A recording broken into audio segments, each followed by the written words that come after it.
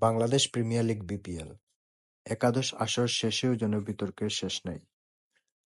আসর জুড়ে নানান অনাকাঙ্ক্ষিত ঘটনা বারবার দেশের এই ফ্র্যাঞ্চাইজি লিগকে প্রশ্নবিদ্ধ করেছে, যার রেশ রয়ে গেছে এখনো। বিপিএলে মাঝপথে বাংলাদেশ ত্যাগ করেছিলেন চিটাগাং কিংসের হোস্ট ও কানাডিয়ান মডেল ইয়াশা সাগর। তার দেশত্যাগ নিয়ে চিটাগাং কিংসের জড়িয়ে নানান গুঞ্জন উঠেছিল।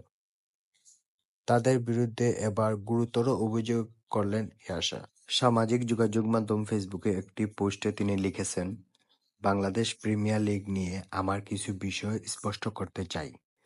চিটাগাং কিংসের কাছ থেকে পারিশ্রমিক পেতে দেরি হয়েছিল এবং এখনো পুরো অর্থ পরিশোধ হয়নি। আমাকে তাদের একজন অংশীদারদের বিজ্ঞাপনের অংশ নিতে বলা হয়েছিল, যা আমার চুক্তির অংশ ছিল না। এদিকে ১৯ জানুয়ারি আমার ভিসার মেয়াদ শেষ হয়ে গেছিল এবং বারবার আশ্বাস দেওয়ার পরও সেটি আর বাড়ানো হয়নি। তারা ২ সপ্তাহ ধরে আমার পাসপোর্ট আটকে রেখেছিল। প্রতিবারই আমার এলোমেলো উত্তর দিচ্ছিল তারা। একাধিক ফলো-আপের পর অবশেষে ভিসা ছাড়া পাসপোর্ট ফেরত পাই।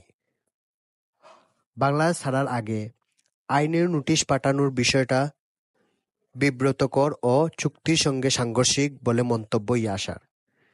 যে রাতে পাসপোর্ট পেয়েছি তার কয়েক ঘন্টা পর আমার একটি আইনি নোটিশ পাই, যা আমার জন্য বিব্রতকর ও চুক্তির সঙ্গে সাংঘর্ষিক। এসব ঘটনার পর আমি ফ্র্যাঞ্চাইজির অধীনে বাংলাদেশে নিরাপদ বোধ করিনি এবং কয়েকজন স্থায়ী শুভাকাঙ্ক্ষীদের সাথে পরামর্শ করে সেখান থেকে ফিরে আসার সিদ্ধান্ত নেই।